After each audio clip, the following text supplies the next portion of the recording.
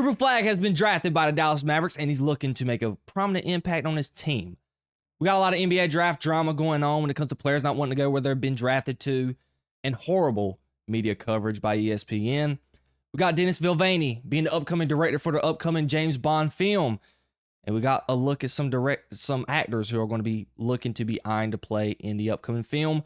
We got Michael Bay coming back to direct a Transformers movie.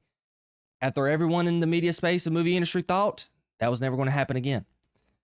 And then last we're going to talk about Batman Arkham Knight turning 10 years old and the impact it has made in my life. I got all that coming up to you guys, and I want to take this time to welcome you guys to another episode of the Alpha Podcast, a show where we talk about the latest, hottest topics in the world of pop culture and sports. I'm your host, Jaden, and thank you for joining me today. Do not hesitate to hit the like button on the video, subscribe to the channel, and tap the notification bell to get notified when all of my videos go live. Now, without further ado, ladies and gentlemen, I'm not going to waste no time, and let's get right to the show.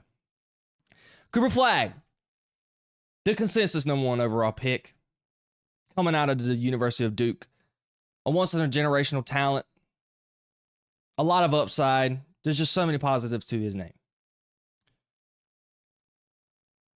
Cooper Flagg has the ability to do something that has probably not been done since LeBron. Make an impact on a roster early on and lead his team to a finals berth in the next upcoming 3 years because of the fact that he has been put in a very lucky and fortunate and prime situation and being drafted into a fantastic situation. He could have went to the teams that drafted behind him. He could have went to the Spurs, which I thought would have been a great idea as well. Wembanyama and De'Aaron Fox and Cooper Flagg, that would have been nice. He could have went to the Jazz. He could have went to the Hornets. But he got blessed and fortunate to go to the Mavericks. He's going to a roster with Anthony Davis, future Hall of Famer. Kyrie Irving, future Hall of Famer. Klay Thompson, future Hall of Famer. Great role players. A roster that just went to the finals 2 seasons ago. That is the type of situation Cooper Flagg is going into. You may say, one thing that a lot of people are saying, well, Kyrie's not going to be back till March. But the thing that people need to understand is this. Kyrie Irving tore his ACL in March.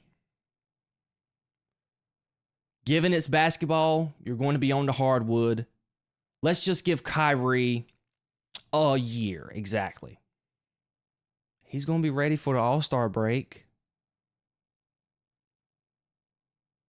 And even with Kyrie at 75% is good enough. Because something that people don't realize, and if they did not watch Cooper Flagg at Duke, he can facilitate the rock. He can play point guard. I don't want to get blasphemous here, but you can really compare him to Magic Johnson. When he was at Duke, there is plenty of situations where Cooper Flagg was bringing the ball up the court. He has that ability. So without Kyrie, it's going to be easy to defer to Cooper Flagg and let him facilitate. Grant all the attention. Get some pick and roll action going on with Anthony Davis like he did with Malawak. Open up the floor for Klay Thompson to knock down some threes. Daniel Gafford. Cooper Flagg is a home run pick. It is going to be great to see the impact that he is going to make. He has a very bright future. And a lot of people think that he possibly could be up next. Because here's something that we have to realize about Cooper Flagg. He has the chance to do something, as I stated, that ain't happened since LeBron. What is the last star that's been drafted early on in their career and has made a prominent impact and took a team to the playoffs? Off the top of my head, I can't think of one. There's people who's been answering the question now. Who is the next face of the NBA? Anthony Edwards, a lot of people's using his name. He doesn't want that. Tyrese Halliburton, he's cool, but he isn't as exciting as Anthony Edwards. Jason Tatum, I love him, but he's not lived up to he's not marketable enough to be like an Anthony Edwards is. And obviously, you can say an international star, but for an American-made sport, you want someone from America. It's cool. Shai Gilgeous-Alexander, Giannis, Jokic. They're 1, 2, 3 best players in the league. But ideally, you want that American figure. Who's not to say that could be Cooper Flagg? And I know people I don't want to say it, but Cooper Flagg is the best white prospect since Larry Bird. This is how elite this kid is. And a lot of executives have even said they would rather take Cooper Flagg than Luka Doncic. I'm not going to get that far because I want Cooper Flagg to be able to play the game because they're putting a lot on his shoulders at his age. I want to give the kid a chance to play, and I want to just wait it out and see. But I know for sure that Cooper Flagg has the ability to be possibly the next face of the NBA. The only thing that he has against him is the clutch gene. We know the game-winning shots early on in the season that he missed, and then he didn't hit that big shot in the NCAA tournament in the Final Four and could have took Duke to the national championship. I get it. It's the only knock against him right now, but he's tough. He plays both ends of the court. He has a jump shot, even though he needs to work on his jump shot, but it's not Giannis level where he could not shoot threes and then he's able to hit threes every once in a while. Cooper Flagg's got a okay jump shot. I'm pretty sure, if I don't know the numbers right now, but he was a low 30, high 20% three-point shooter. He can get in the NBA and working on that. He can develop a good jump shot just like Anthony Edwards did. But he can do it all. He can pass the rock. He can shoot the rock. He can get to the basket. He can get to the foul line. He plays defense very efficiently. We need to understand that Cooper Flagg was performing one of the best seasons you can have in college sports. He won an Naismith Award. He was ACC Player of the Year, ACC Rookie of the Year. And he was very close to winning a national championship and should have won it because Duke committed one of the craziest just choke jobs of all time. But still, Cooper Flagg is going to be great. I'm going to be interested to see what he does in the league. He is probably going to end up being one of the best first-round picks in a very long time. There was a lot of hype surrounding Zion. He has not lived up to it because he can't stay on the court.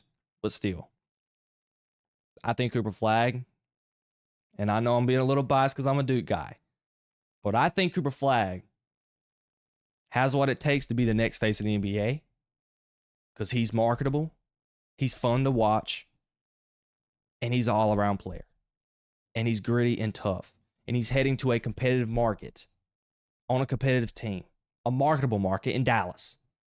It's going to be exciting to watch and exciting to see. Let me know what you guys think about this news of Cooper Flagg getting drafted by the Dallas Mavericks at number 1. Do you think he's going to be the next face of the NBA? Do you think he has what it takes to lead the Mavericks to a finals berth in the next 3 years? I want to know all of your comments down below. And we're going to stick with the NBA draft because it's something that I wanted to talk about. There was a lot of drama surrounding the draft, specifically with players such as Ace Bailey and Colin Murray Boyles. Okay. Ace Bailey and Colin Murray Boyles are two players that I did not even know existed in college basketball. And it's something I want to bring up later on about the NBA and how it just differs from the draft. And we're going to get to that later. But Ace Bailey, a player who is regarded by the NBA media space as the most athletic player in the draft and gifted and is a day one starter. Okay. But Ace Bailey didn't work out for any NBA team. Not one single team. going into the draft, it was noted that he didn't want to get drafted by the Hornets or the Utah Jazz, but he was drafted by the Utah Jazz. And you could see it in his face that he wasn't happy. And he looked like he didn't want to be there. And there were stories about his camp not worried about missing out on $10, $15 million just to not get drafted by those places. But it was reported that he wanted to go to teams like the Wizards. And there was another team. I cannot quite remember. I want to say it was... I can't. It was the Wizards and somebody else, but it wasn't a good team. I was sitting there like, why would you want to go to Washington instead of the Utah Jazz or the Hornets? I'd rather go to the Hornets or Utah Jazz than the Wizards. The Washington Wizards are arguably the worst franchise in the NBA. But I digress. But there was another story that came out today as well, from an article from Forbes. Ace Bailey did not fly with his fellow first-round pick Walter Clayton to Utah after being drafted. Bailey is expected to show up Monday in Salt Lake. If he doesn't show, Bailey could be holding out from his new team. People in the NBA media and the draft coverage was giving the Utah Jazz credit for drafting a guy who did not want to be there. But what's going on with this player entitlement? And Paul George talked about it. Like, y'all have not done anything. This is my problem with the NBA. Because these stars and these kids have seen the LeBron Jameses and the KDs and James Hardens and Kyrie. They've seen the way that the dynamic of where when you're in the NBA, you got more of a power and a chokehold on a franchise, not like the NFL, like NFL players do. It don't matter if you're Tom Brady or anybody. You have the likelihood. I wouldn't say Tom Brady. Let's just use a decent player. Let's use Tua Tagovailoa, or just use Tua. It doesn't matter if Tua is going to hold out for more money. With his injuries and with his likelihood, there's a likelihood he's getting his walking papers. It's just a matter of fact that NBA players have more power than what NFL players do. And this is another kid in the draft, Colin Murray Bulls. He got drafted by, I want to say it was the Toronto Raptors. I cannot even remember. But the dude was literally shaking his head and said the F word when he got drafted. And everybody was looking at him and he was like, dude, this kid did not want to go to the Raptors. And I'm sitting here like, I have never, and on top of that, you had the horrible draft coverage by ESPN, a lot of name mispronunciation going on. And I was sitting here like, what is going on during this broadcast? It's the big three things that we're going to talk about. Number one being the player entitlement when it comes to Ace Bailey and Colin Murray Bulls, of players thinking that they have the power and to say so already to run stuff. And it starts with the NIL stuff in college. That's a reason why. But something else, well, let's not forget this, in the horrible media coverage. Malika Andrews at ESPN, at one point, I think it was Cedric Coward, the player who he was supposed to be going to Duke, but I think he went to UNLV, University of Las Vegas. I don't even know. But she called him Colin Cowherd. And then just the amount of people who you could just tell they wasn't educated on the draft whatsoever. Stephen A., I know he's not very educated on the draft. Kendrick Perkins. It was just bad. Horrible, horrible watch. And this is my other thing that I want to talk about. It eats me up. And I don't understand it. Because I experienced it watching the draft. Because I wanted to really just get the gist of what I didn't really watch the NBA draft for a long time. I only watched the draft last year because I wanted to see Bronny get drafted. But I was just sitting there. Can we not get the hat situation fixed and the proposed trades? So Malawak got drafted by the Houston Rockets, technically. But I knew he couldn't have because Kevin Durant got traded and they traded away their first round pick to Phoenix.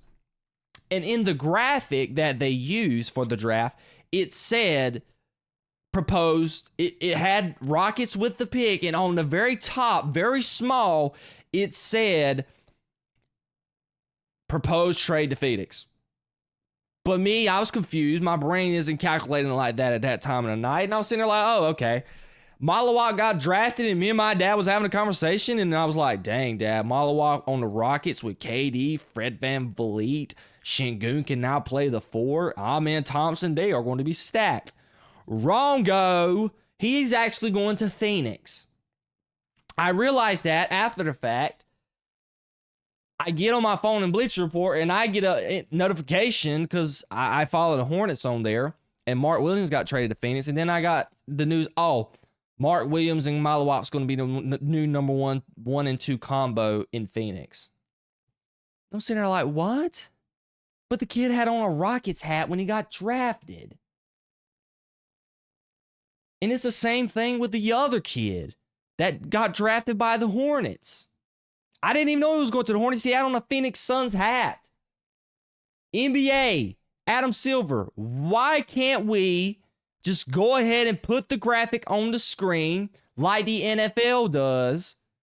Say, hey, Houston's now, the Phoenix Suns now have this pick. Put it in big bold like you do all the other draft picks when they're making a pick, and then just put it right there on the top and just say, they got this, they traded up and it's now their pick and they got it from the Houston Rockets. It is so bad. And I know I'm comparing this to the NFL draft because the NFL draft is so superior than the NBA draft in just so many facets. But I just don't understand why. Like, it's just one little thing that can make the product and watchability of the draft 100 times better. Because it is so confusing for an average fan that's probably sitting there like, oh, yeah, Malawak's going to the Rockets. Cool. And then later on, does he find out, oh, shoot, he's actually going to the Phoenix Suns. I don't understand it. The other night, Wednesday night, watching the draft was atrocious.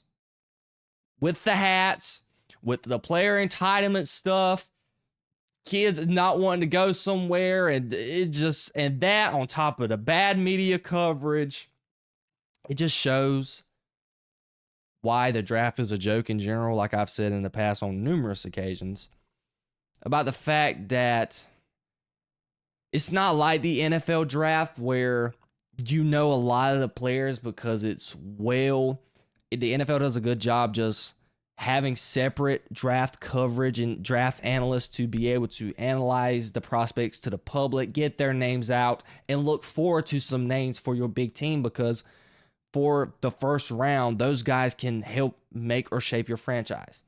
In comparison to the NBA draft, you'll be good for the third overall pick to even do anything. And I know I'm going to pick on him now, but look at RJ Barrett. Third overall pick in the 2019 draft. Has relatively done nothing his whole career. He had one little okay year with the Knicks, but ever since he's left the Knicks and went to the Raptors, you've not heard of his name since. That's the difference between the NFL and the NBA draft. And kids in the NFL draft, they don't got to say so where they don't. I'm not going to get drafted here. We saw what happened with Shedeur. And then on top of that, the media coverage for the draft especially this last draft, was absolutely sensational. But ESPN, it was a rough watch. That whole night was a rough watch. It's bad enough you really know none of the players I knew none of the players except for my Duke guys and a couple of guys here and there. But we got to do better with this draft coverage. Get actual NBA draft analysts in there to educate the audience beforehand. Maybe even switch up the time of the draft, because having it right after the NBA season's over, it may be smart, but still, I mean, you're not thinking about the upcoming draft prospects during the NBA finals. And that's another topic on another day where they need to just decrease the length of the playoffs and the games in the regular season period. But that's another topic on another day. But altogether, what did you guys think of the NBA draft? I thought it was absolutely atrocious all night. Just a lot of crap going on. It's not structured really well. I just didn't enjoy it. Let me know what you guys thought. I want to know all of your comments down below. Moving on to our very next topic, one I'm very excited to talk about. Denis Villeneuve. I don't even know if I'm even saying his name right. Forgive me if I'm not. He is set to be the next director for the upcoming 007 film produced by Amazon.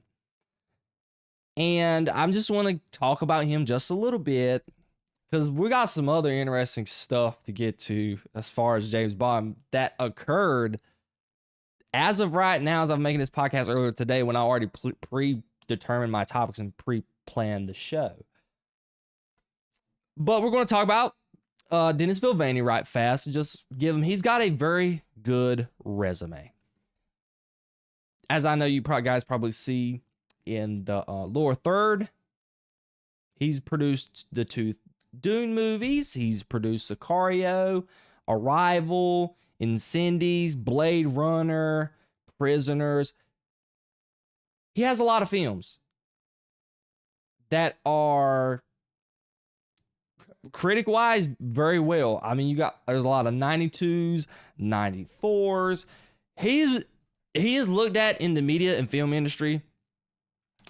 You got Christopher Nolan, then you have Denis Villeneuve. He is up there as one of the best filmmakers right now in the industry. He's a lot younger and he's new to the mold in compared to Christopher Nolan. He's been in this mold. Christopher Nolan's been doing it for a good while now.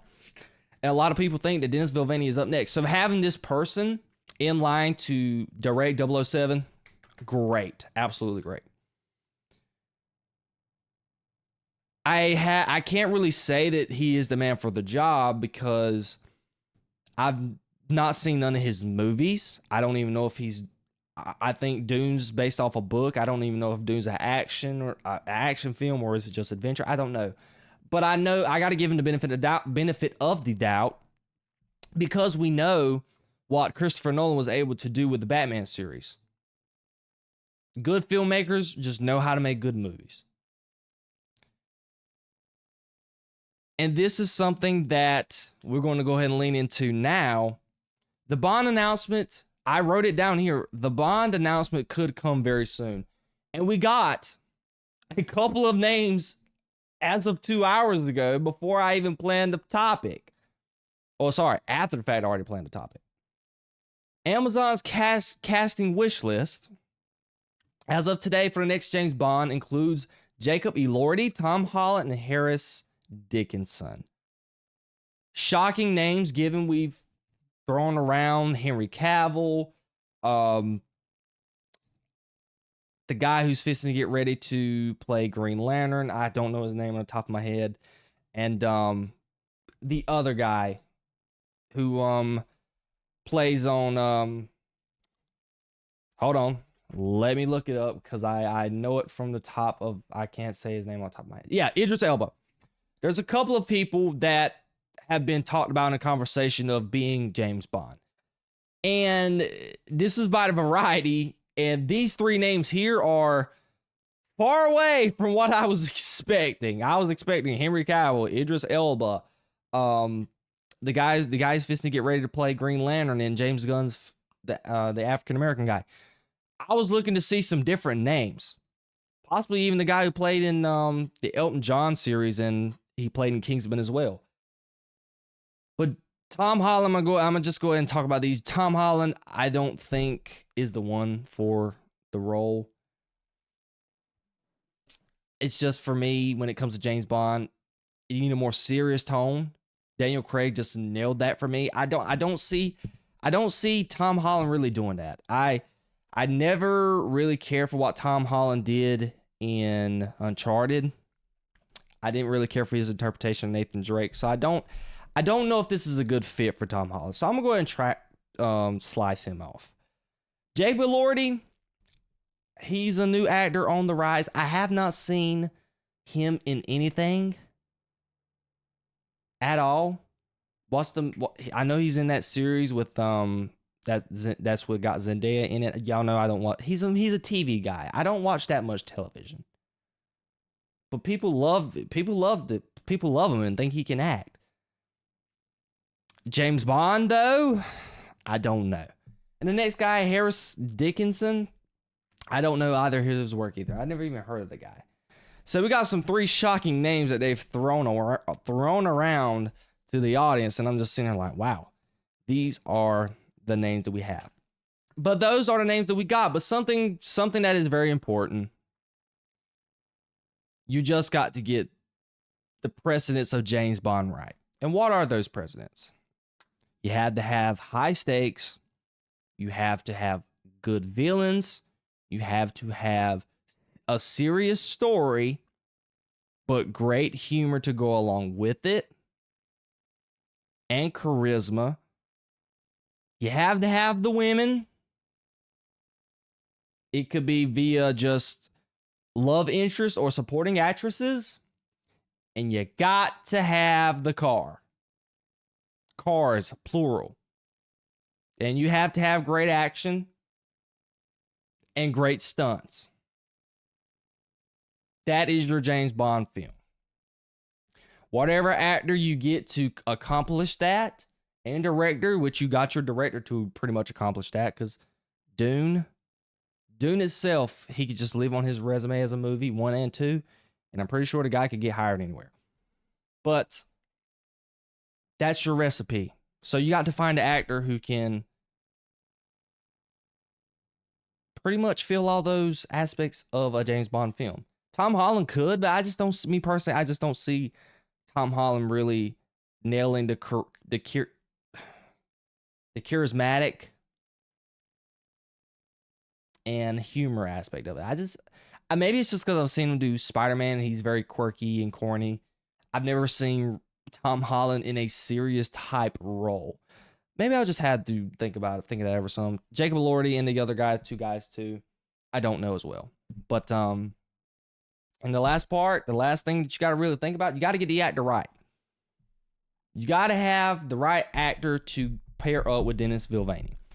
Now, as of today, they are stating, I know in the article and from the statement that came out with the announcement of Denis Villeneuve getting the job, Denis Villeneuve made it sound like that he was going to be on for multiple films, but a report came out today that he is only signed on to direct 1 film, but it could change if it is successful.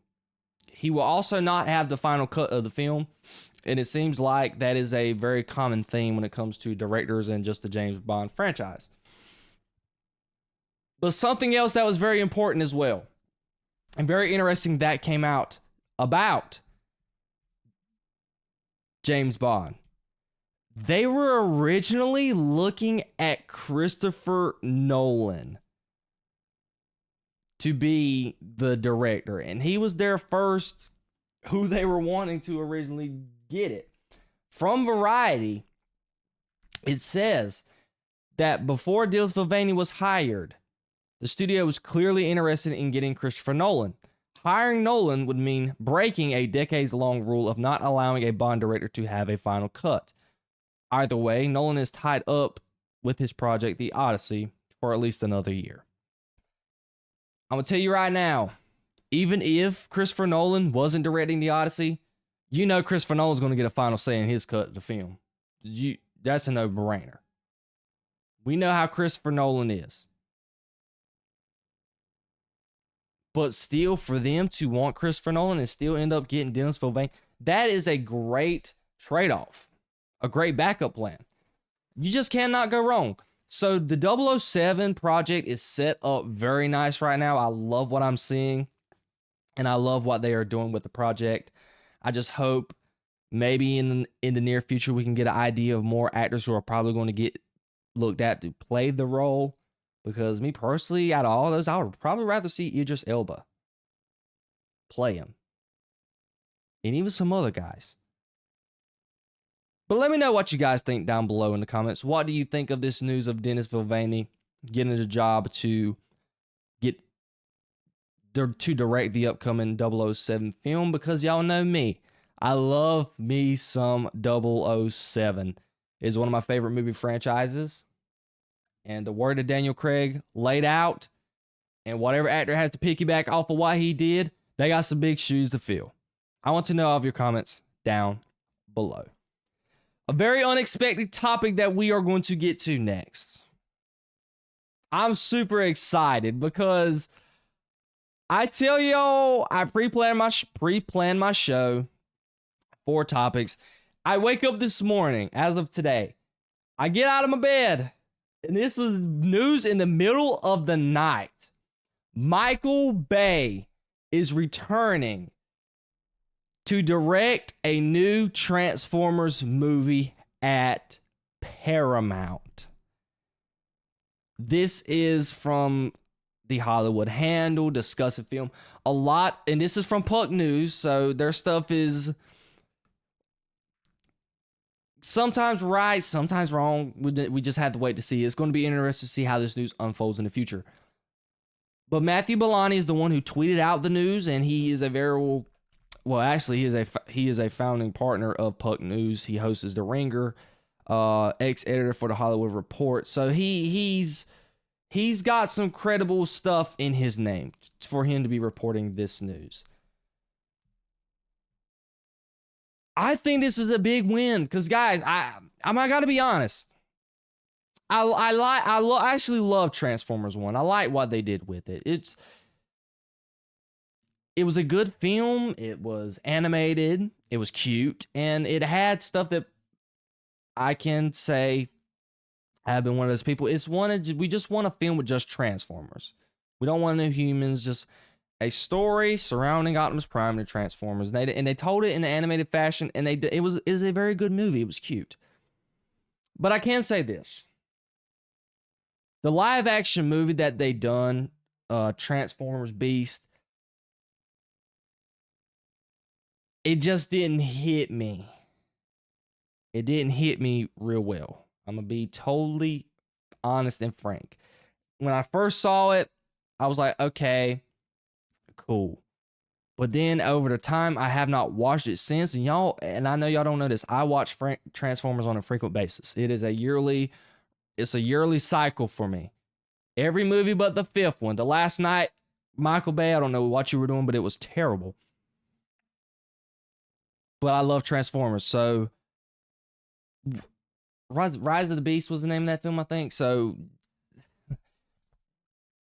to make a Transformers film and have a Transformers film like Rise of the Beast that exists, and me not ever replaying that movie and wanting to watch it again, that just lets you know about the movie. Didn't care for that, and I know I'm in the minority. I never really cared for the Bumblebee movie.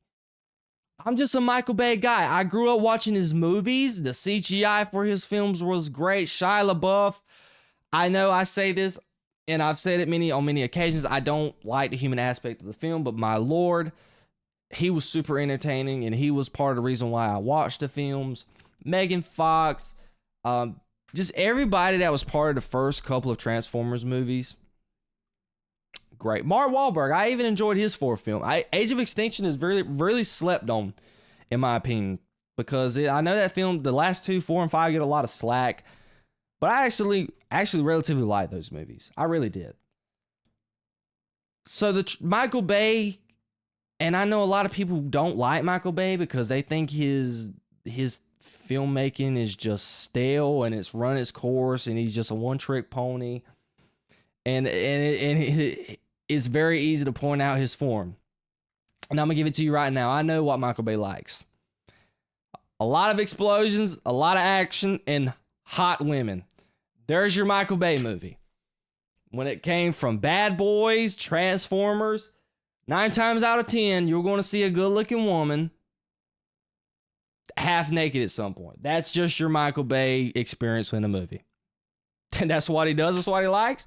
And I can't particularly say that I do not like his taste. Hey, I like his taste just a little bit. But let's just be honest. I think outside of 4 and 5, the first couple Transformers movies were really good. I even like 4. And he made a lot of money. He made I think he made $1 billion off of 3 and 4. The second one, not as much, but the first one was good as well. And if I'm not mistaken, I know critic-wise, especially 4 and 5 are not well received. 3 was pretty good. 2 was not good, but 1 was good. So 1 and 3 was like your big hitters. And audience-wise, it's a pop culture phenomena. The Transformers film. So this news to me is fantastic. The idea of getting the Michael Bay back to do a Transformers movie, sign me up. All the way up. Because I enjoy what he done with that live action, the CGI, VFX, and all of that. The storytelling was very good, in my opinion, outside of just 5. 5, everything sucked. I don't know what he was doing. Michael Bay, super disappointing. 5, just throw that out the window. But the 4 movies that he did, I enjoyed it. I had a very fun time. And it is given the news, I think they said he's going to do whatever project he wants to. So I don't know if it's even going to be a sequel to the 5th one. I hope not. I would like to see him do something fresh. But we're just going to have to wait and see. What do you guys think of this news? Do you think that it is a good idea to have Michael Bay doing another Transformers movie? I do. And I would like to see him expound upon the story and introduce some Autobots and maybe ultimately make that movie that is about just the Autobots and the Decepticons and not really have the human element involved in it. Because Shia LaBeouf is not walking back through that door, even though if he's down to coming back, do it. He's the man. But guys, let me know what you think about this news of Transformers getting another movie by Michael Bay. And I think it's important to highlight too that Ryan Coogler is supposed to be getting his Transformers movie too. And they're still doing a G.I. Joe crossover as well. So a lot of exciting things coming on with the Transformers IP. I love to see it. Hopefully they can do the same thing with G.I. Joe. I like that IP as well that Paramount has and Hasbro. Let me know all of your comments down below. My last topic that we are going to get to for today, and if you were listening this far, thank you guys for joining me. Batman Arkham Knight turned 10 years old this week. And I know this is I just wanted to just talk about it on a personal level. Because we know the state of gaming and how it's in a rough spot. And I really just wanted to talk about the game, giving it its flowers, really highlighting how well put together the game is. Just how well the game has aged over time. And how ahead of its time that game really was. Because, guys, we got to be honest. Outside of Spider-Man PS4, this is the best AAA game that has been released. Maybe if you throw away God of War. I know there's a lot of God of War guys, 2018 and the 2021 game. I get it. But you can line up 10 people, and I tell you right now, 5, 6, or 7 of them would say that outside of Spider-Man PS4, this is the best AAA game that's probably been released since that time frame. Then after this, you did have Spider-Man PS4, and it was peak as well. But this game was just so good, and it just really ended the trilogy. And I really don't consider it a trilogy because I put Batman Arkham Origins, even though a lot of people in the community did not like that game, I've relatively enjoyed that game. But it ended off the series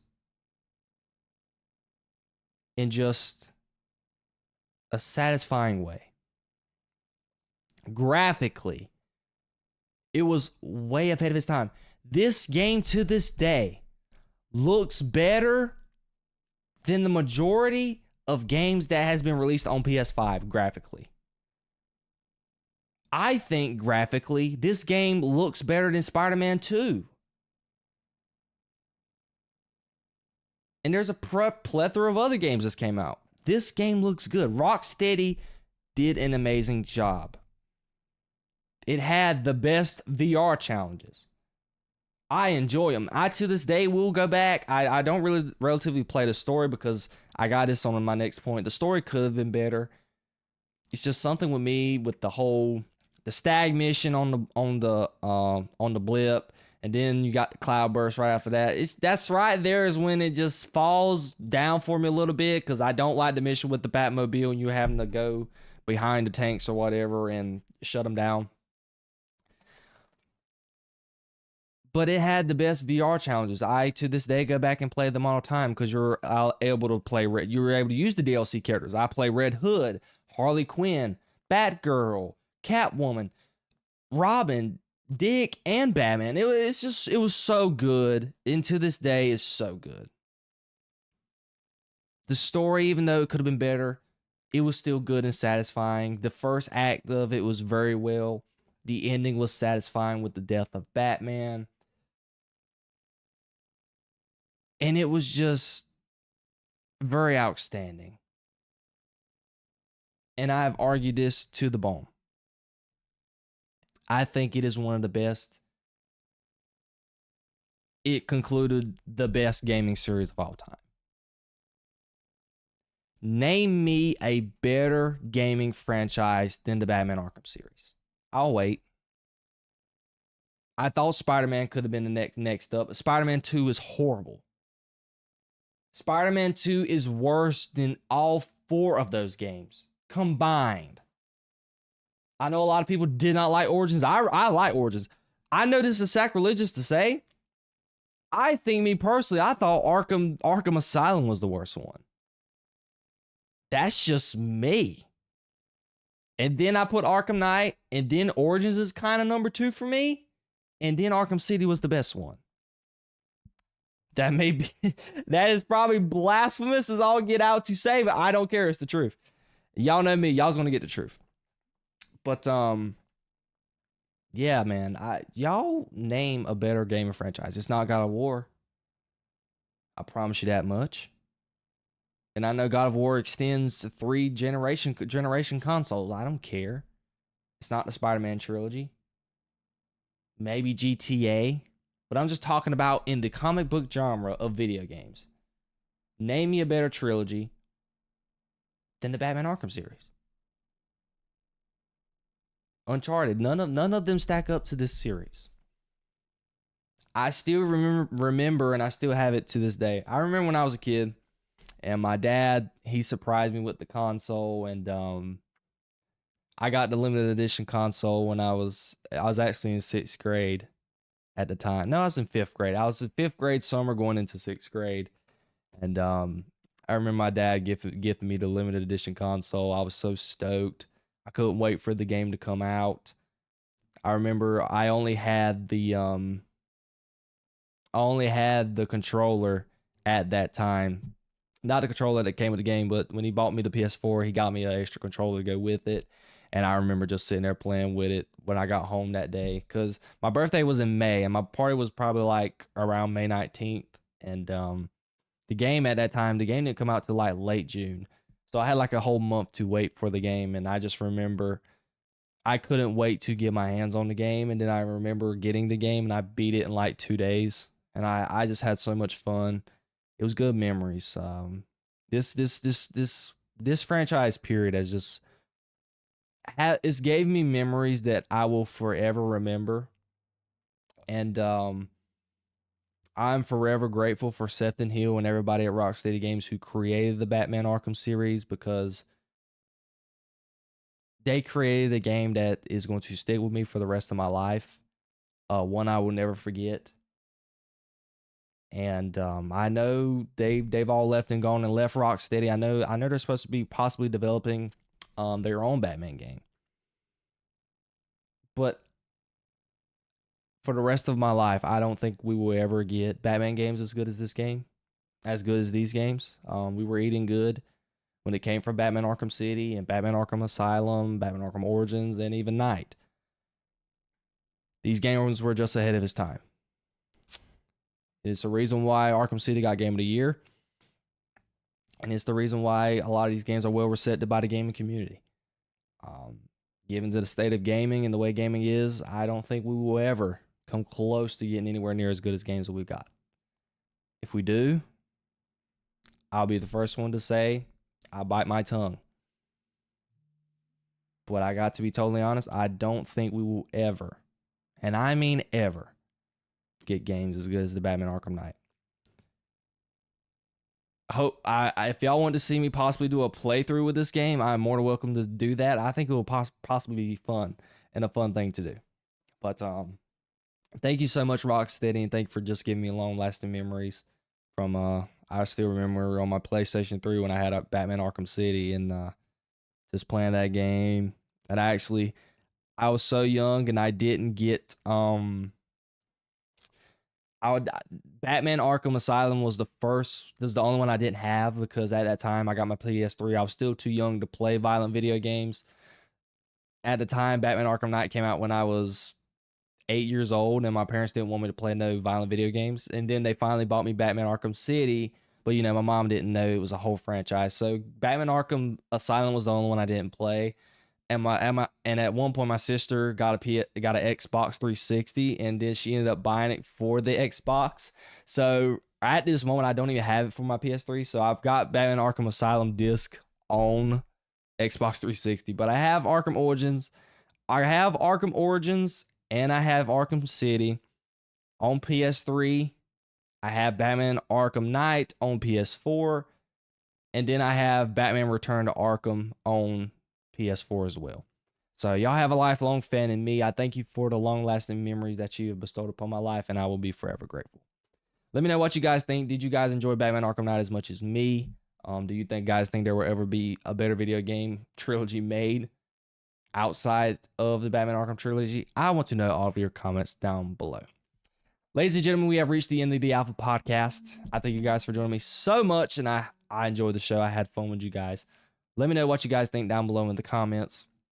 Continue to follow the show on Apple Podcasts and Spotify. I'm close to getting up to date with my podcast, slowly but surely, because I like my new format. I like the fact that I'm able to get these out, get my graphics and everything done, so I don't have to postpone the news, and I can get it out fresh and build my audience. I'm trying to compete against a lot of people in this media space. And those of you who are still watching, I thank you guys for your continued support, and I love you guys so much. Continue to share the video and the podcast to your friends. Let me know if you guys are enjoying the new update to the channel. I did some updates to the podcast with the graphics and stuff. I customized it a little bit. I think I enjoyed it. I think it looks very pretty. But yeah, let me know. Continue to give me feedback on the channel. Again, thank you guys for joining me, and I'll see you guys on the next iteration of the Alpha Podcast. I love you guys so much. Peace, love, and positivity always, y'all. See ya.